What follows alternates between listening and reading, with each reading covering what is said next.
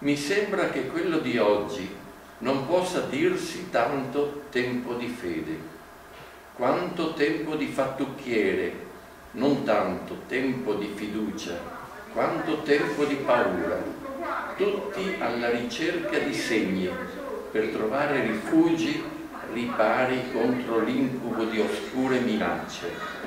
Sono tempi di grande spettacolo, di grandi parate, ma di poche verità, tempo di apparenze più che di apparizioni.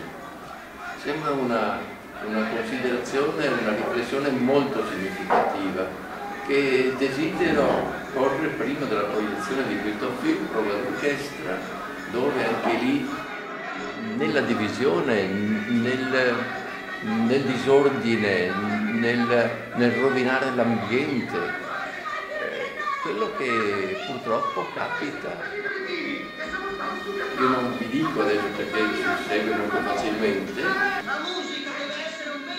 quello che succede nel film. Comunque è un film dove c'è ansia, paura, tremore, e si sente però che in quell'ambiente, in quella... Sentivamo che la nostra gioia si trasmetteva sul pubblico, il quale era senza muovere, immobile, senza respirare. Non guardavamo mai il direttore d'orchestra, non era necessario. Egli era lì. Noi sapevamo questo, sentivamo questo.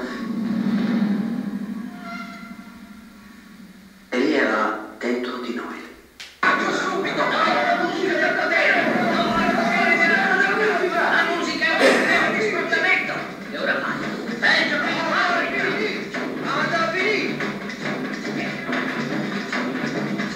ehi, oh, guarda un po', cosa c'ho sulla testa? E non sapevo cos'era, quella specie di gabbietta d'oro piccola piccola. Un giorno in un libro c'era Nerone con l'uomo che bruciava.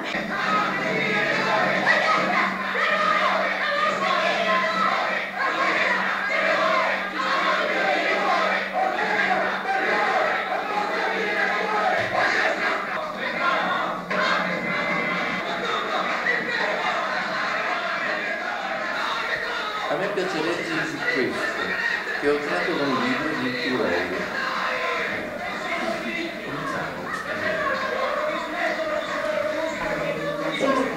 Si incentiva però con non più una maniera studente, però è un ordine, un'imposizione.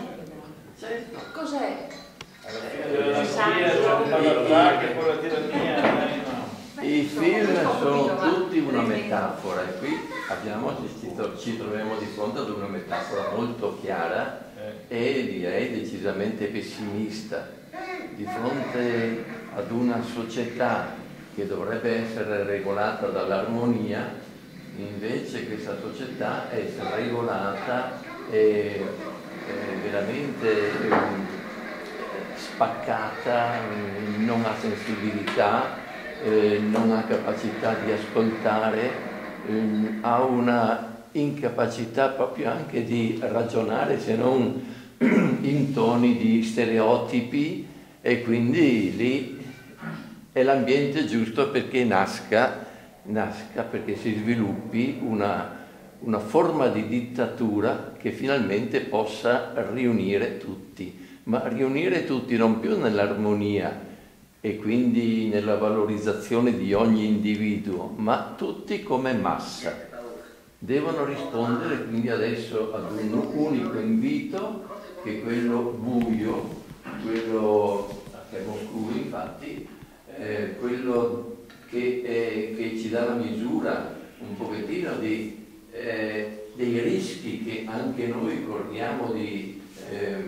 rischiamo di correre quando facciamo morire in noi la ragione, quando facciamo morire in noi la capacità di partecipare, di essere solidari con l'altro come se fosse appunto uno di noi. La divisione domina, è una società scancagnata veramente, che ha bisogno di uno che sappia metterla in riga. Credo che questo sia uno dei film più pesanti, più negativi, più spaventosi di Fellini, perché qua non c'è segno di via d'uscita positiva, mentre negli altri suoi film c'è sempre qualche cosa che fa vedere una luce lontana, quindi una possibilità di fuga verso soluzioni diverse da quelle prospettate qui da Fellini. Fellini soffriva e temeva questa società. E per questo che, per conto mio, gli artisti hanno tutti qualche cosa di profetico. Prevedono compiendo quei piccoli segni che hanno intorno a loro e dando a loro un significato, anche attraverso una metafora, qualcosa di non reale, ma che nel profondo nasconde la realtà più intima, più vera, verso cui si può andare se non si prende ancora coscienza di noi.